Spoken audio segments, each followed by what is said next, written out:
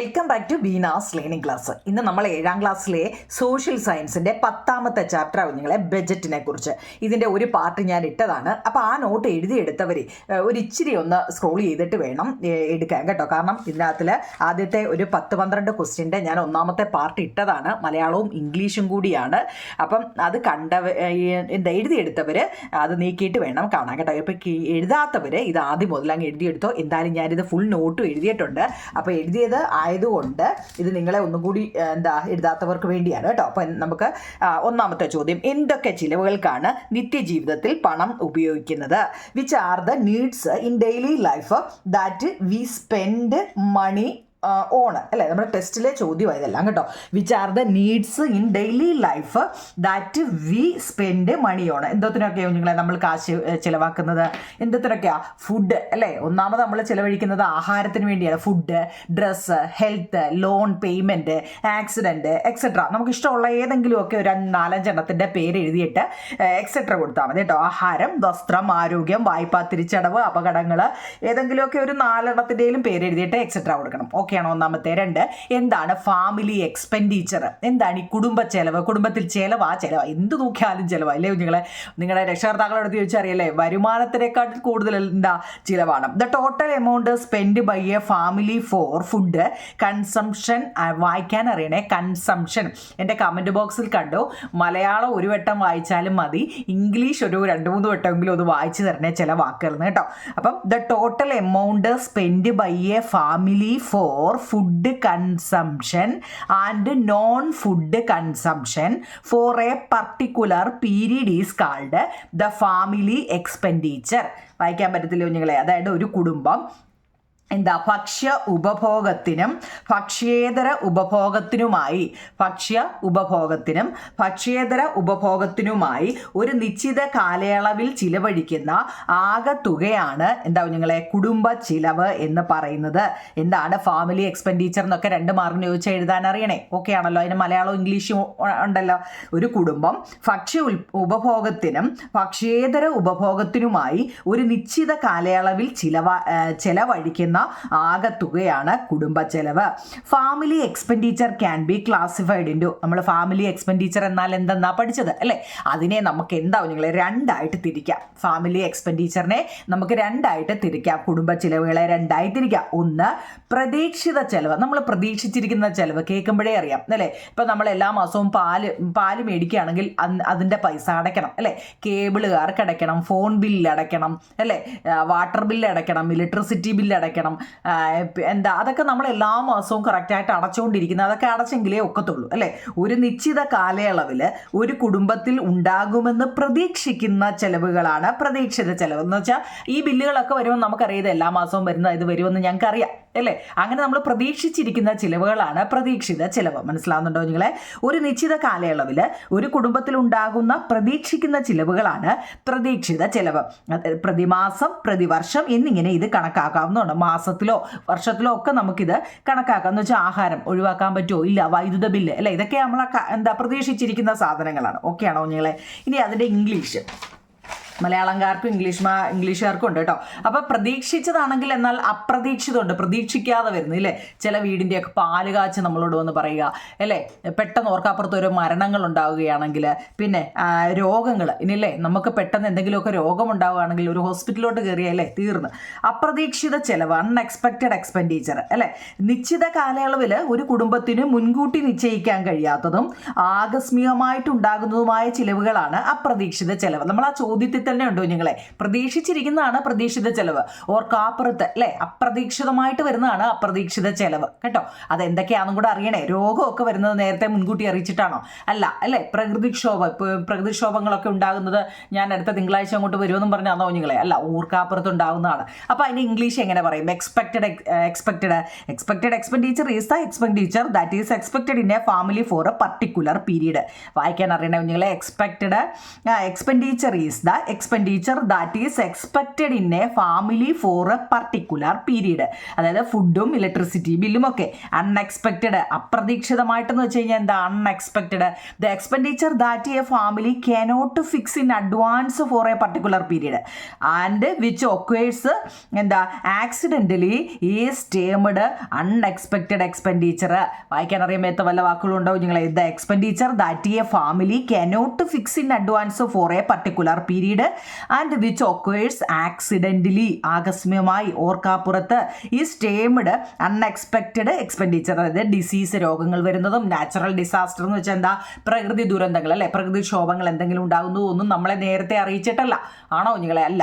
അപ്പോൾ അതിനും 2-3 example, 2-3 expected എന്താ എക്സ്പെൻഡിച്ചറും അപ്രതീക്ഷിത എക്സ്പെൻഡിച്ചറും അൺഎക്സ്പെക്റ്റഡ് എക്സ്പെൻഡിച്ചറിനും കുറേ ഉദാഹരണങ്ങൾ നിങ്ങൾ എഴുതാൻ ചോദിച്ചു കഴിഞ്ഞാൽ ഇപ്പം നോക്കിയേ, നമ്മൾ എല്ലാ പ്രാവശ്യവും പ്രതീക്ഷിച്ചിരിക്കുന്ന അരി മേടിക്കണം, പേപ്പറുകാർക്ക് ഇപ്പം ഞാൻ പറഞ്ഞല്ലോ പേപ്പറുകാരന് കൊടുക്കണം, ഫോൺ ബില്ല് അടയ്ക്കണം, പിന്നെ ട്രാവൽ എൻ്റർടൈൻമെൻറ്റ്, നമ്മളിപ്പോൾ ജോലിക്ക് പോകെങ്കിൽ വണ്ടിക്കൂലി അല്ലേ അത് വേണം, ലോണുകൾ എന്തെങ്കിലും ലോൺ എടുത്തിട്ടുണ്ടെങ്കിൽ മാസം അതിന് അടയ്ക്കണം, ഇതെല്ലാം കറക്റ്റായിട്ട് വേണ്ടുന്ന കാര്യങ്ങൾ അല്ലേ. അരി, പത്രം, ഫോൺ ബില്ല്, യാത്ര, വിനോദം, എന്താ വായ്പ തിരിച്ചടവ്, ഇതെല്ലാം നമ്മൾ അടച്ചെങ്കിലേ ഒക്കത്തുള്ളൂ. അപ്രതീക്ഷിതം എന്ന് വെച്ചാൽ ഡിസീസ്, രോഗങ്ങൾ അല്ലേ, ആക്സിഡൻറ്റ്, എന്തെങ്കിലുമൊക്കെ അപകടങ്ങൾ ഉണ്ടായാൽ, ഡെത്ത്, മരണമുണ്ടായാൽ, എപ്പിഡമിക് എന്ന് വെച്ചാൽ മഹാമാരി എന്നാണ് കേട്ടോ നിങ്ങളത് ആദ്യമായിട്ട് കേൾക്കുകയാണെങ്കിൽ ഒന്ന് ഓർത്ത് വെച്ചോണേ. മഹാമാരി എന്ന് വെച്ചാൽ ഇപ്പോൾ കോവിഡ് അല്ലേ, അത് എന്താ ഒരു എപ്പിഡമിക് ആയിരുന്നു, മഹാമാരി ആയിരുന്നു അല്ലേ, നമുക്ക് എന്താ എവിടെ കിടന്ന സാധനമല്ലേ അതിങ്ങി വന്ന്. ഓക്കെ, അടുത്ത ഫാമിലി ഇൻകം. ഓരോ ക്വസ്റ്റ്യൻ ആൻസറും വൃത്തിയായിട്ട് എഴുതിയെടുക്കണേ നിങ്ങളെ. മലയാളംകാർ മലയാളവും വൃത്തിയായിട്ട് എഴുതിയെടുക്കുക, ഇംഗ്ലീഷുകാർ ഇംഗ്ലീഷും എഴുതിയെടുക്കുക, രണ്ടും എഴുതിയെടുത്താൽ അത്രയും കാര്യം. കാരണം നിങ്ങൾ ഇപ്പം ഇത് നോട്ട് എഴുതിയെടുക്കാൻ നേരം പഠിക്കാൻ സമയത്ത് നിങ്ങൾ ഇംഗ്ലീഷ് മീഡിയക്കാർ മലയാളം എടുത്തു കഴിഞ്ഞാൽ അത് എന്താ അർത്ഥമെന്ന് നോക്കി പഠിക്കാം കേട്ടോ നിങ്ങളെ. Family income is the total income of the family in A particular period from different sources.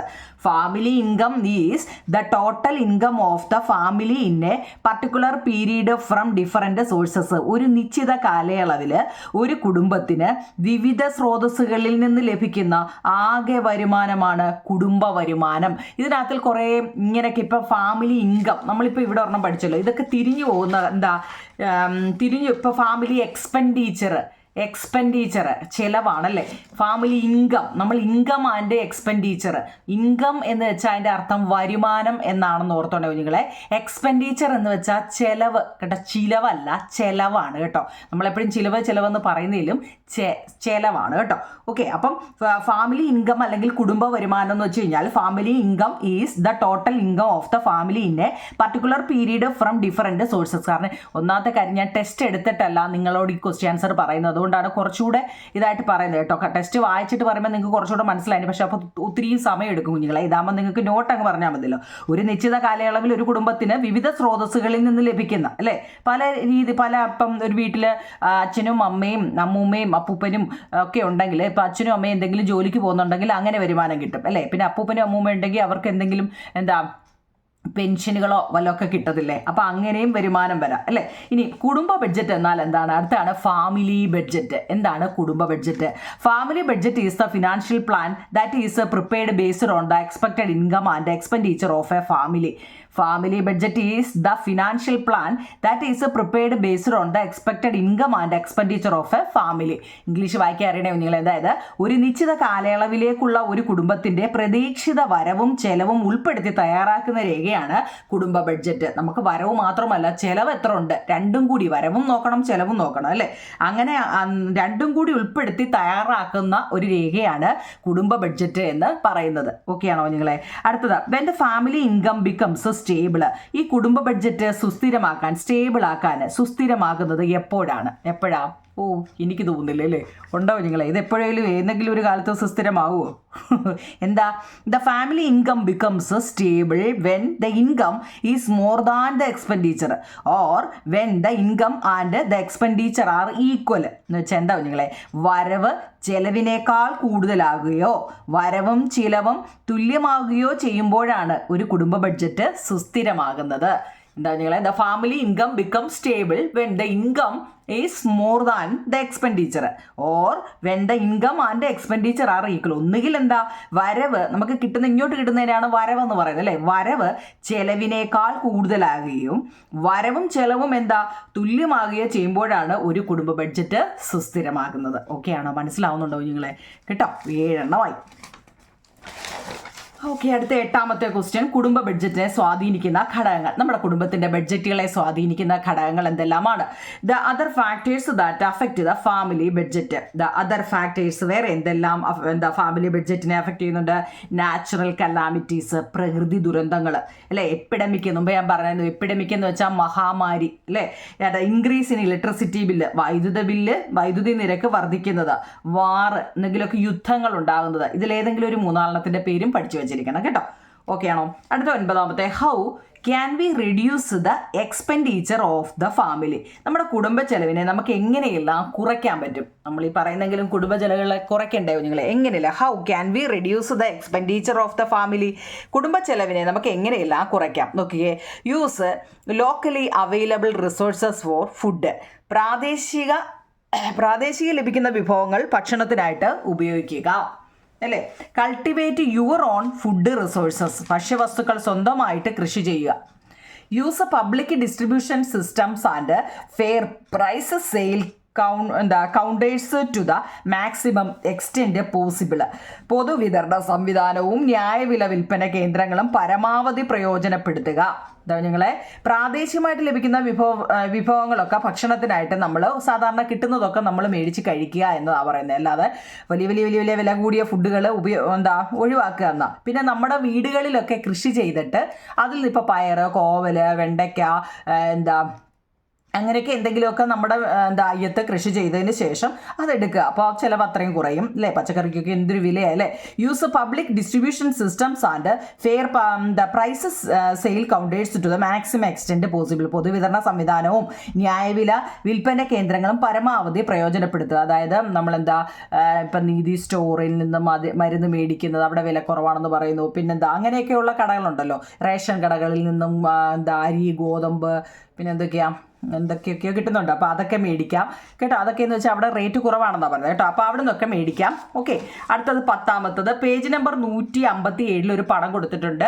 നോക്കൂ നിങ്ങളെ, അതിനകത്തിൽ ഒന്നാമത്തെ ആൻസർ ഡെഫിസിറ്റ് ബഡ്ജറ്റാണ്. ടെസ്റ്റ് എൻ്റെ കയ്യിൽ ഇപ്പോൾ ഇല്ല കുഞ്ഞുങ്ങളെ. അപ്പോൾ അതിൻ്റെ പേജ് നമ്പർ 157 ഇംഗ്ലീഷ് മീഡിയം ആയാലും മലയാളം മീഡിയം ആയാലും അതിൻ്റെ ഒന്നാമത്തത് ഡെഫിസിറ്റ് ബഡ്ജറ്റ്. എന്താണ് ഈ ഡെഫിസിറ്റ് ബഡ്ജറ്റ് എന്ന് നമുക്ക് താഴെ പഠിക്കാനുണ്ട്. അതായത് കമ്മി ബഡ്ജറ്റ് എന്നാണ് അതിൻ്റെ മലയാളം. അതിൻ്റെ 2ാമത്തെ കുടുംബത്തിൻ്റെ ചിലവ് കുറയ്ക്കുക, റെഡ്യൂസ് ദ ഫാമിലി എക്സ്പെൻസസ്. വരുമാനത്തിന്റെ സ്രോതസ് വർദ്ധിപ്പിക്കുക, increase the sources of income. Avoid luxury, ആഡംബരങ്ങളൊക്കെ അങ്ങ് ഒഴിവാക്കുക. Use money only when needed, ആവശ്യത്തിന് മാത്രം പണം ചെലവഴിക്കുക കേട്ടോ. ചോദ്യം നമ്മുടെ പേജ് നമ്പർ നോക്കണേ കുഞ്ഞുങ്ങളെ. 157ാമത്തെ പേജിലെ 1ഉം 2ഉം ക്വസ്റ്റ്യൻ്റെ ആൻസറുകളാണ് കൊടുത്തിരിക്കുന്നത് കേട്ടോ. കറക്റ്റായിട്ട് എഴുതിയെടുക്കണേ. അടുത്തത്, കുടുംബ ബഡ്ജറ്റ് കൊണ്ടുള്ള നേട്ടങ്ങൾ എന്തെല്ലാം? നമുക്ക് what are the benefit of a family budget? ഈ ഫാമിലി ബഡ്ജറ്റ് കൊണ്ട് എന്തെല്ലാം ബെനിഫിറ്റ് എന്ന് വെച്ചാൽ നേട്ടങ്ങൾ. എന്തെല്ലാം നേട്ടങ്ങളുണ്ട്? Recognising different sources of income, adjusting the expenditure to match the income, moderate the expenditure is practised. ഇംഗ്ലീഷുകാർ അത് എഴുതിയെടുക്കണേ. റെക്കഗ്നൈസിങ് വായിക്കാൻ പറ്റുന്നുണ്ടോ നിങ്ങളെ? Recognising different sources of income, adjusting the expenditure to match the income, moderate expenditure is practised. വിവിധ വരുമാന സ്രോതസ്സുകൾ തിരിച്ചറിയുന്നു, വരവിനനുസരിച്ച് ചെലവ് ക്രമീകരിക്കുന്നു, അധിക ചെലവ് തിരിച്ചറിയാൻ നമുക്ക് സാധിക്കുന്നു എന്നാണ്. മലയാളംകാരെ അതും എഴുതണം, ഇംഗ്ലീഷുകാരെ അതും എഴുതിയെടുക്കണം കേട്ടോ കുഞ്ഞുങ്ങളെ. ഇത് ഞാൻ ഇങ്ങനെ കാണിക്കുന്നത് ഓരോ ചോദ്യത്തിൻ്റെ ഉത്തരം കണ്ടോ, അത് മലയാളവും ഉണ്ട് ഇംഗ്ലീഷും ഉണ്ട്. അടുത്ത നമ്മൾ പഠിക്കുന്നത് പബ്ലിക് എക്സ്പെൻഡിച്ചർ എന്നാൽ എന്താണ് ഈ പൊതുചെലവ് എന്ന് പറയുന്നത്? എന്താ കുഞ്ഞുങ്ങളെ? പബ്ലിക് എന്ന് വെച്ചാൽ പൊതു അല്ലെ, ചെലവിനാണ് എക്സ്പെൻഡിച്ചർ. ഇൻകം വരവും എക്സ്പെൻഡിച്ചർ ചെലവുമാണെന്ന് ഓർത്തോണ്ടേ കുഞ്ഞുങ്ങളെ. Public expenditure is the amount spend by the government for developmental and non developmental activities. Developmental and non developmental activities എന്ന് വെച്ചാൽ വികസനേതര പ്രവർത്തനങ്ങൾക്കായി നമ്മുടെ സർക്കാർ ചിലവഴിക്കുന്ന ധനമാണ് പൊതുചെലവുകൾ എന്ന് പറയുന്നത്. വികസനേതര പ്രവർത്തനങ്ങൾക്കായി സർക്കാർ ചിലവഴിക്കുന്ന ധനമാണ് കുഞ്ഞുങ്ങളെ പൊതുചെലവുകൾ അല്ലെങ്കിൽ പബ്ലിക് എക്സ്പെൻഡിച്ചർ എന്ന് പറയുന്നത്. അതൊക്കെ 2 മാർക്കിന്റെ ചോദ്യം എഴുതിയെടുക്കണേ.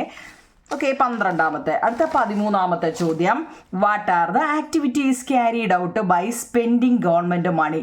സർക്കാർ ധനം ചെലവഴിച്ച് നടത്തുന്ന പ്രവർത്തനം. ഇനി സർക്കാരിൽ നിന്ന് എന്താ അവർ ചെലവഴിക്കുന്ന പ്രവർത്തനങ്ങൾ എന്തെല്ലാം? ഹെൽത്ത് അല്ലേ, ആരോഗ്യത്തിനായിട്ട് അവർ ചെലവഴിക്കുന്നുണ്ട്. ഡിഫൻസ്, പ്രതിരോധ ചെലവുകൾ, കൺസ്ട്രക്ഷൻ ഓഫ് എയർപോർട്ട്, വിമാനത്താവള നിർമ്മാണം, എനർജി ജനറേഷൻ, ഊർജ്ജോൽപാദനം, കൺസ്ട്രക്ഷൻ ഓഫ് പോർട്ട് എന്ന് വെച്ചാൽ തുറമുഖം, കൺസ്ട്രക്ഷൻ ഓഫ് പോർട്ട്, തുറമുഖ നിർമ്മാണം എന്നിവയെല്ലാം എന്താ, അതിലേതെങ്കിലും ഒരു 4 പഠിച്ചു വെച്ചേക്കണം. നിങ്ങൾക്ക് ഇഷ്ടമുള്ള ഏതെങ്കിലും ഒരു 4 പഠിച്ചു വെച്ചേക്കണം കേട്ടോ. മനസ്സിലാവുന്നുണ്ടോ? നമ്മുടെ സർക്കാർ എന്തോത്തിനൊക്കെയാണ് പണം ചിലവാക്കുന്നത് എന്നുള്ളതിൻ്റെ കേട്ടോ. അടുത്ത പൊതു ചെലവുകളെ, നമ്മളിപ്പോൾ പൊതു ചെലവുകൾ, സർക്കാർ ചെലവാക്കുന്ന പൊതു ചെലവുകളാണ് ഇപ്പോൾ ഈ പറഞ്ഞത് കേട്ടോ. എല്ലാം നോക്കണേ, 13ാമത്തെയാണ് ഇത്രയും. അതെ, ഓക്കെ. ഇനി നമ്മൾ പറയുന്നത് ഈ പൊതു ചെലവുകളെ നമുക്ക് എത്രയായിട്ട് തിരിക്കാം? 2 ആയിട്ട് തിരിക്കാം. എന്താ? ഡെവലപ്മെന്റൽ എക്സ്പെൻഡിച്ചറും നോൺ ഡെവലപ്മെന്റൽ എക്സ്പെൻഡിച്ചർ. അപ്പോൾ ഇത്രയാണ് നമ്മൾ ഫസ്റ്റ് പാർട്ടിൽ പറഞ്ഞത്. അപ്പോൾ ഇനി അടുത്ത് നോക്കിക്കോ നിങ്ങൾ, എന്താണ് ഈ ഡെവലപ്മെന്റൽ എക്സ്പെൻഡിച്ചർ? ഡെവലപ്മെന്റൽ എക്സ്പെൻഡിച്ചർ എന്നാൽ എന്താണ് നോക്കിയേ? Expenditure directly related to economic and social development of the country are called developmental expenditure. The expenditure spend for constructing road, bridges, പിന്നെ ഹാർബറുകൾ, and to start new enterprises and educational institutions are considered as developmental expenditure. വായിക്കാൻ അറിയണോ നിങ്ങളെ? അതായത് ഞാനിപ്പോൾ English 2 വട്ടം വായിക്കുന്നുണ്ട്. Expenditure directly related to economic and social development of the country are called developmental expenditure. The expenditure spend for constructing road, bridges, ഹാർബറുകൾ, and to start new the enterprises and educational institutions are considered as developmental expenditure. വായിക്കാൻ പറ്റുന്നുണ്ടോ? ഇന്ന് വെച്ചാൽ എന്താണ്? നമ്മുടെ രാജ്യത്തിൻ്റെ സാമ്പത്തികവും സാമൂഹികവുമായ വികസനവുമായി നേരിട്ട് ബന്ധപ്പെട്ടിരിക്കുന്ന ചിലവുകളെയാണ് വികസന ചെലവുകൾ എന്ന് വിളിക്കുന്നത്. നമ്മുടെ രാജ്യത്തിൻ്റെ സാമ്പത്തികവും, എക്കണോമിക് അല്ലേ, സാമ്പത്തികവും സോഷ്യൽ എന്ന് വെച്ചാൽ സാമൂഹികവുമായ വികസനം അല്ലേ, ഡെവലപ്മെൻറ്റിന് വേണ്ടി നേരിട്ട് ഡയറക്റ്റ്ലി നേരിട്ട് ബന്ധപ്പെട്ടിരിക്കുന്ന ചിലവുകളെയാണ് വികസന ചിലവുകൾ എന്ന് പറയുന്നത്. ഇംഗ്ലീഷ് അറിയണേ നിങ്ങളെ? രാജ്യത്തിൻ്റെ സാമ്പത്തികവും, ഇതിൻ്റെ എല്ലാം ഇംഗ്ലീഷ് അറിയാമല്ലോ. സാമ്പത്തികം എന്ന് വെച്ചാൽ എക്കണോമിക്, സോഷ്യൽ എന്ന് വെച്ചാൽ സാമൂഹികവും, വികസനം എന്ന് വെച്ചാൽ എന്താ? ഡെവലപ്മെൻറ്റ്. നേരിട്ട് ബന്ധപ്പെട്ടിരിക്കുക എന്ന് വെച്ചാൽ ഡയറക്റ്റ്ലി റിലേറ്റഡ് ചെലവ്, പിന്നെ എക്സ്പെൻഡിച്ചർ, ഈ വികസനത്തെയാണ് എന്താ? വികസന ചെലവുകൾ എന്ന് പറയുന്നത്. റോഡ്, പാലം, തുറമുഖം എന്നിവ നിർമ്മിക്കുക, പുതിയ സംരംഭങ്ങളും വിദ്യാഭ്യാസ സ്ഥാപനങ്ങൾ ആരംഭിക്കുക തുടങ്ങിയ പ്രവർത്തനങ്ങൾക്കുള്ള സർക്കാർ ചെലവുകളാണ് വികസന ചെലവുകളായിട്ട് കണക്കാക്കുന്നത്. മലയാളം എഴുതിയെടുക്കണേ. ഓക്കെ ആണല്ലോ? ഇംഗ്ലീഷുകാർ ഇംഗ്ലീഷ് എഴുതിയെടുക്കുക, മലയാളം എഴുതിയെടുക്കുക. അങ്ങനെയാണെങ്കിൽ നോൺ ഡെവലപ്മെന്റൽ എക്സ്പെൻഡിച്ചർ എന്താണ്? ഡെവലപ്മെന്റ് അതാണെങ്കിൽ എന്താണ് നോൺ ഡെവലപ്മെന്റ്? എന്താ നിങ്ങളെ? Non development expenditure is the one incurred by the government on a regular basis for national interest and public services. Expenses involved in defence, interest, പെൻഷന്, epidemic and natural disasters come under this. വായിക്കാൻ പറ്റുന്നുണ്ടോ? Non development expenditure is the one incurred by the government on a regular basis for national interest and public services. Expenses involved in defense, interest, pension, epidemic and natural disasters come under this. വല്ലോ മനസ്സിലായോ? അതായത് രാജ്യ താൽപര്യത്തിനും പൊതുസേവനങ്ങൾക്കുമായി സർക്കാർ നിരന്തരം വഹിക്കുന്ന ചിലവുകളാണ് വികസനേതര ചെലവുകൾ എന്ന് പറയുന്നത്. എന്താ നിങ്ങളെ? നോൺ ഡെവലപ്മെന്റൽ എക്സ്പെൻഡിച്ചർ എന്ന് വെച്ചാൽ എന്താണ്? രാജ്യ താൽപര്യത്തിനും പൊതുസേവനങ്ങൾക്കുമായി സർക്കാർ നിരന്തരം വഹിക്കുന്ന ചിലവുകളാണ് വികസനേതര ചിലവുകൾ എന്ന് പറയുന്നത്. അതായത് പ്രതിരോധം, പലിശ, പെൻഷനുകൾ, മഹാമാരി, പ്രകൃതി ദുരന്തം തുടങ്ങിയവയ്ക്കുള്ള ചിലവുകൾ എല്ലാം ഇതിനകത്തിൽ പെടുന്നതാണ്. ഓക്കെ ആണല്ലോ? 16 ക്വസ്റ്റ്യൻ ആൻസറും വൃത്തിയായിട്ട് എഴുതിയെടുക്കണേ കുഞ്ഞുങ്ങളെ. അടുത്തത് 18ാമത്തെ ചോദ്യം. Why does the public expenditure of the government tend to increase every year? എന്തുകൊണ്ടാണ് സർക്കാരിൻ്റെ പൊതു ചെലവ് ഓരോ വർഷവും വർദ്ധിക്കാനിടയാകുന്നത്? സർക്കാരിൻ്റെ ചിലവ് ഓരോ വർഷം കഴിയുന്തോറും കൂടിക്കൊണ്ടിരിക്കുക അല്ലേ? എന്തുകൊണ്ടാണ്? അതിന് കാരണം എന്താണ്? ഡെവലപ്മെൻറ്റ് ആക്ടിവിറ്റീസ് നോക്കണേ നിങ്ങളെ. അത് development activities population, income, education, defence, health, various subsidies, loan are the reasons for the increase in the expenditure of the government. ഓരോന്നിൻ്റെയും പേരറിയണോ നിങ്ങളെ? ഞാൻ വായിക്കുന്നെങ്കിൽ നിങ്ങൾക്ക് എഴുതാനൊക്കെ പറ്റുന്നുണ്ടോ? Development activities, population, income, education, defence, പിന്നെ health, various subsidies, loan are the reasons for the increase in the expenditure of the government. Okay ആണോ? അതായത് അതിൻ്റെ മലയാളം ഡെവലപ്മെൻറ്റ് ആക്ടിവിറ്റീസ് എന്ന് വെച്ചാൽ വികസന പ്രവർത്തനങ്ങൾ. പോപ്പുലേഷൻ, ജനസംഖ്യാ വർധനവ്, വിദ്യാഭ്യാസം, പ്രതിരോധം, വിവിധ സബ്സിഡികൾ, വായ്പകൾ എന്നിവയാണ് സർക്കാരിൻ്റെ ചിലവ് വർദ്ധിക്കാനുള്ള കാരണം. സർക്കാരിന് ചിലവ് വർദ്ധിക്കാനുള്ള കാരണം എന്തൊക്കെയാണ് നിങ്ങളെ? വികസന പ്രവർത്തനങ്ങൾ അല്ലേ? ഇന്ന് റോഡ് നിർമ്മാണമൊക്കെ എത്ര പണിഞ്ഞിട്ടാലും അല്ലേ?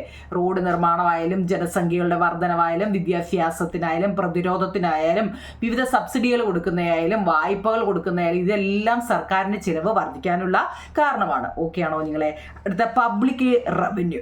പൊതുവരുമാനം എന്നാൽ എന്താണ് പൊതുവരുമാനം അല്ലെങ്കിൽ public revenue? The public revenue is the wealth that the government collect from various sources of serve these needs.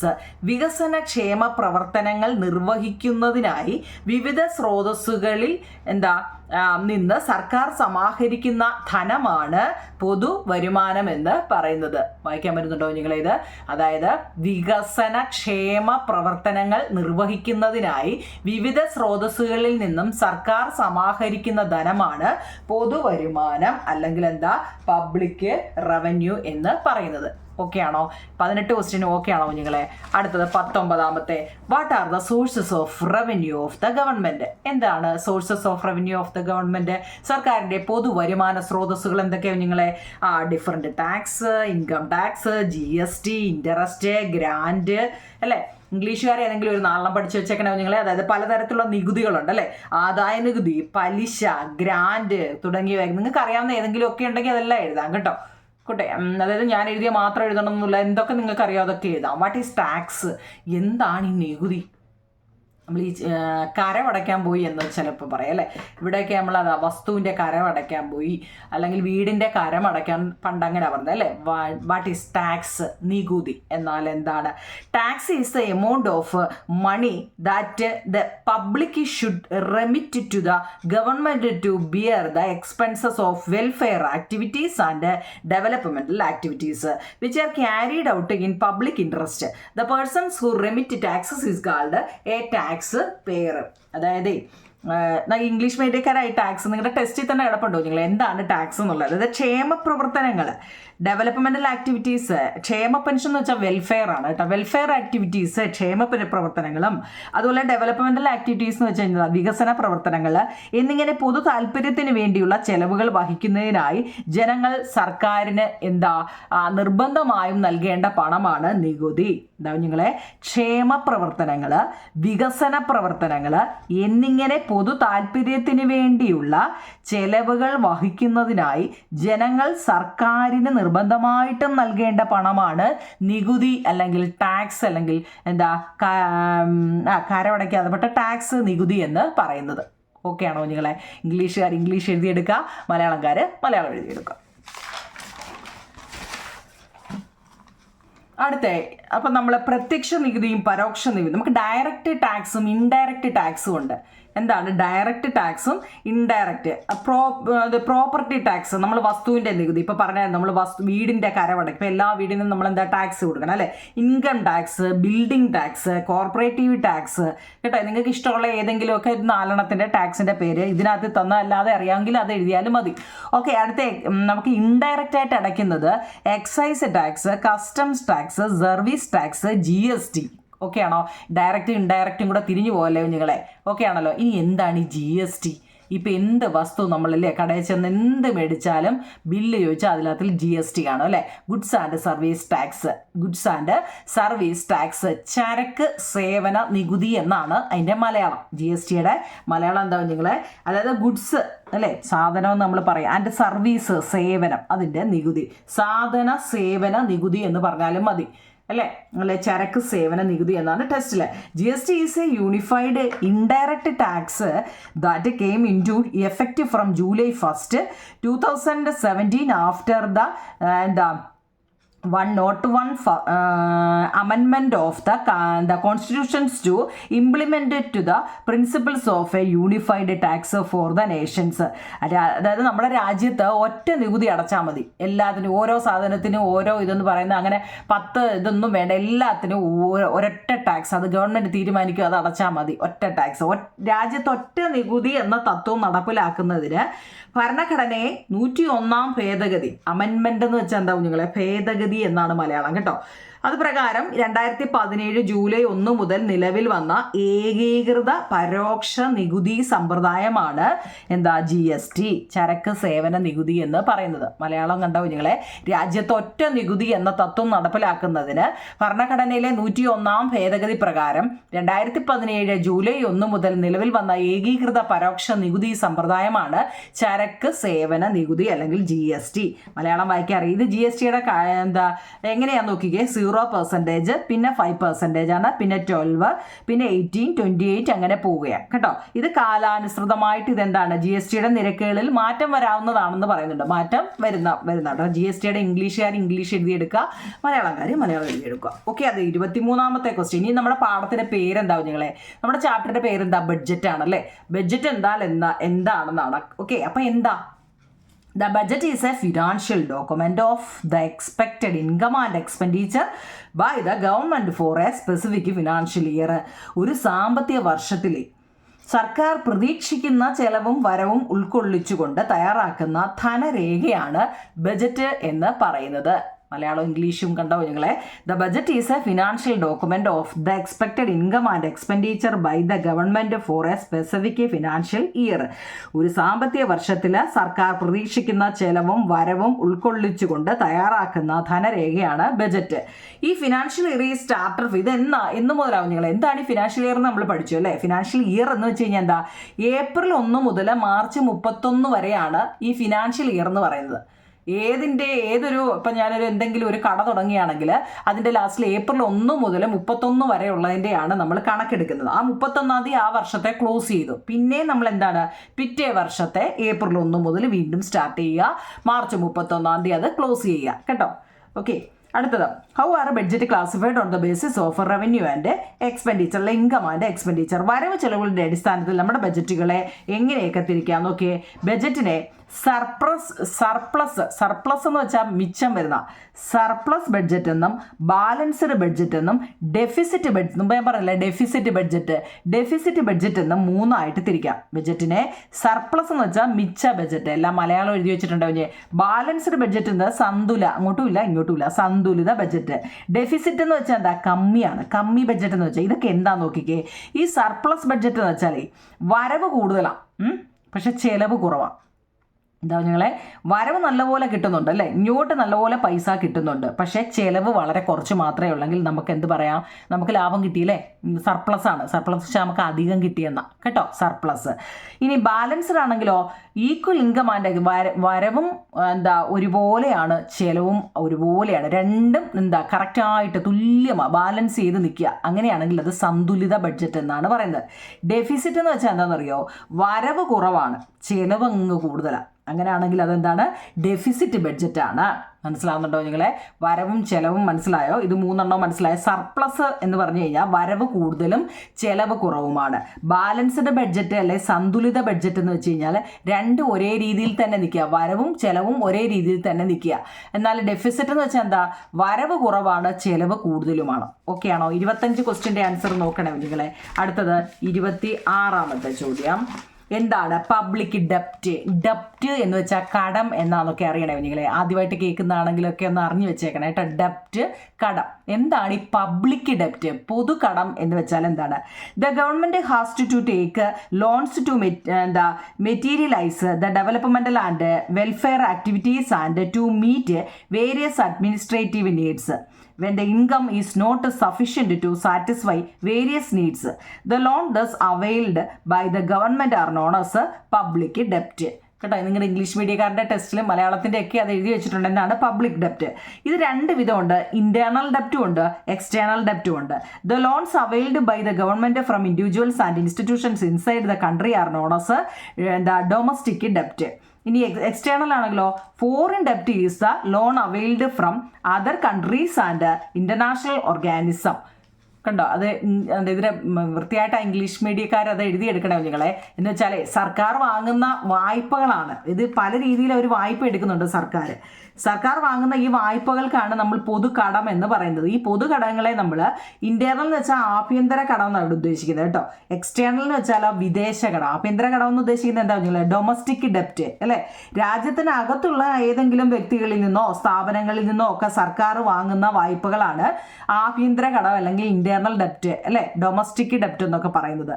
എന്താ, രാജ്യത്തിനകത്തുള്ള വ്യക്തികളിൽ നിന്നോ സ്ഥാപനങ്ങളിൽ നിന്നോ സർക്കാർ വാങ്ങുന്ന വായ്പകളെയാണ് ആഭ്യന്തര കടം എന്ന് പറയുന്നത്. എന്നാൽ വിദേശോ എക്സ്റ്റേണൽ ഡെപ്റ്റ് എന്ന് വെച്ചാലോ എന്താ പറഞ്ഞാൽ വിദേശ ഗവൺമെന്റുകളിൽ നിന്നോ അല്ലെ അന്തർദേശീയ സ്ഥാപനങ്ങളിൽ നിന്നോ ഒക്കെ വാങ്ങുന്ന വായ്പകളെയാണ് വിദേശ കടം അല്ലെങ്കിൽ എന്താ ഇന്റേണൽ ഡെപ്റ്റ് എന്ന് വെച്ചാൽ കടമെന്നാണ് ഓർത്തോണ്ടേ നിങ്ങൾ കേട്ടോ. ഓക്കെ ആണോ? അടുത്തത് 27. എന്താണ് ഫിസ്ക്കൽ പോളിസി? ടെസ്റ്റിൻ്റെ ലാസ്റ്റ് പേജിലെയാണ്. ഫിസ്ക്കൽ പോളിസിയുടെ മലയാളം ധനനയം എന്നാണ് പറയുന്നത്. Fiscal policy is a comprehensive government policy concerned the public revenue, public expenditure and public ഡെപ്റ്റ്. പൊതുവരുമാനം, പബ്ലിക് റവന്യൂ എന്ന് വെച്ചാൽ പൊതുവരുമാനം, പബ്ലിക് എക്സ്പെൻഡിച്ചർ എന്ന് വെച്ചാൽ പൊതു ചെലവുകൾ, പബ്ലിക് ഡെപ്റ്റ് എന്ന് വെച്ചാൽ പൊതുക്കടം എന്നിവയെ സംബന്ധിച്ച് സമഗ്രമായ സർക്കാർ ഒരു നയമുണ്ട്. സമഗ്രമായ സർക്കാരിൻ്റെ നയത്തിന് പറയുന്ന പേരാണ് ധനനയം അല്ലെങ്കിൽ ഫിസ്ക്കൽ പോളിസി എന്ന് പറയുന്നത്. Which department prepared fiscal policy നയം? ഈ ഫിസ്ക്കൽ പോളിസി നയം തയ്യാറാക്കുന്നത് ഏത് വകുപ്പാണ് നിങ്ങളെ? ധനനയമാണ് കേട്ടോ. ധനനയം അല്ലെങ്കിൽ finance department. Fiscal policy implemented through, ധനനയം നടപ്പിലാക്കുന്നത് എന്തിലൂടെയാണ്? ബഡ്ജറ്റിലൂടെയാണ് ഇത് ഇവർ അവതരിപ്പിക്കുന്നത് കേട്ടോ. Importance of fiscal policy. ഈ ധനനയത്തിൻ്റെ പ്രാധാന്യം എന്ന് വെച്ച് കഴിഞ്ഞാൽ the policy that gives guideline to the government to improve the current financial situations and attain fiscal stability. നിലവിലെ സാമ്പത്തിക സ്റ്റെബിലിറ്റി എന്ന് വെച്ചാൽ നിലനിൽക്കുക. നിലവിലെ സാമ്പത്തിക സ്ഥിതി മെച്ചപ്പെടുത്തുന്നതിനും സാമ്പത്തിക സ്ഥിരത കൈവരിക്കുന്നതിനും ഗവൺമെൻറ് മാർഗനിർദ്ദേശം നൽകുന്ന ഒരു നയമാണ് നിങ്ങളെ ഫിസ്ക്കൽ പോളിസിയുടെ പ്രാധാന്യത്തിൽ ഒന്നാമത്തെ കേട്ടോ. നിലവിലെ സാമ്പത്തിക സ്ഥിതി മെച്ചപ്പെടുത്തുന്നതിനും സാമ്പത്തിക സ്ഥിരത കൈവരിക്കുന്നതിനും ഗവൺമെൻറ് മാർഗനിർദ്ദേശം നൽകുന്ന ഒരു നയമാണ് ധനനയത്തിൻ്റെ പ്രാധാന്യത്തിൽ. ഒരെണ്ണം എഴുതിയുള്ളൂ. ആ ഒരെണ്ണയിൽ അങ്ങ് പഠിക്കണേ. The last question objectives of fiscal policy. Fiscal പോളിസിയുടെ ഒബ്ജക്റ്റീവ്സ്, ലക്ഷ്യങ്ങൾ എന്തെല്ലാമാണ്? തൊഴിലവസരങ്ങൾ സൃഷ്ടിക്കുക, ക്രിയേറ്റ് ജോബ് ഓപ്പർച്യൂണിറ്റി എന്ന് വെച്ചാൽ അവസരങ്ങൾ എന്നാ കേട്ടോ. തൊഴിൽ, ജോബ്. അധിക ചിലവുകൾ നിയന്ത്രിക്കുക, റെഗുലേറ്റ് അഡീഷണൽ എക്സ്പെൻഡിച്ചർ എന്ന് വെച്ചാൽ ചിലവുകളാണ് കുഞ്ഞുങ്ങളെ. ഞാൻ ഈ പറയുന്നെങ്കിൽ ഓരോ വാക്കുകൾ നിങ്ങൾ അറിഞ്ഞിരിക്കാൻ വേണ്ടി ഇതിനകത്തിലെ പ്രധാനപ്പെട്ട വാക്കുകളൊക്കെ ഞാൻ എടുത്തു പറയുന്നുണ്ട്. ഇൻകം വരവാണ്, അല്ലേ വരവാണ് അല്ലേ, എക്സ്പെൻഡിച്ചർ ചിലവാണ്. പിന്നെ അഡീഷണൽ വെച്ചാൽ അധികത്തിലുള്ള, റെഗുലേറ്റ് ചെയ്യുക എന്ന് വെച്ചാൽ നിയന്ത്രിക്കുക, റെഗുലേറ്റ് അഡീഷണൽ എക്സ്പെൻഡിച്ചർ, സാമ്പത്തിക വളർച്ച ത്വരിതപ്പെടുത്തുക, ആക്സിലറേറ്റ് ദ എക്കണോമിക് ഗ്രോത്ത് കേട്ടോ. ഓക്കെ ആണോ നിങ്ങളെ? അപ്പം ഈ ചാപ്റ്ററിൻ്റെ ഏറ്റവും പ്രധാനപ്പെട്ടത് നോക്കി 31 ക്വസ്റ്റ്യനും ആൻസർ ഞാൻ തന്നിട്ടുണ്ട്. ഈ ചാപ്റ്ററിൻ്റെ ഏകദേശമുള്ള ക്വസ്റ്റ്യൻ ആൻസറുകളെല്ലാം തന്നിട്ടുണ്ടോ നിങ്ങളെ? ഇതിനി നിങ്ങൾ വൃത്തിയായിട്ട് നിങ്ങളുടെ ബുക്കിലോട്ട് കുഞ്ഞുകുഞ്ഞാന്ന് എഴുതി വെക്കാതെ വലുതായിട്ട് ബുക്കിൽ എപ്പോഴും നമുക്കൊരു നോട്ട് പഠിക്കണമെന്നുണ്ടെങ്കിൽ അത് എഴുതി വെച്ചേക്കുന്നത് കണ്ടതിന് ശേഷമാണ് നമ്മളത് പഠിക്കണോ വേണ്ടായോ എന്ന് തീരുമാനിക്കുന്നത് കേട്ടോ.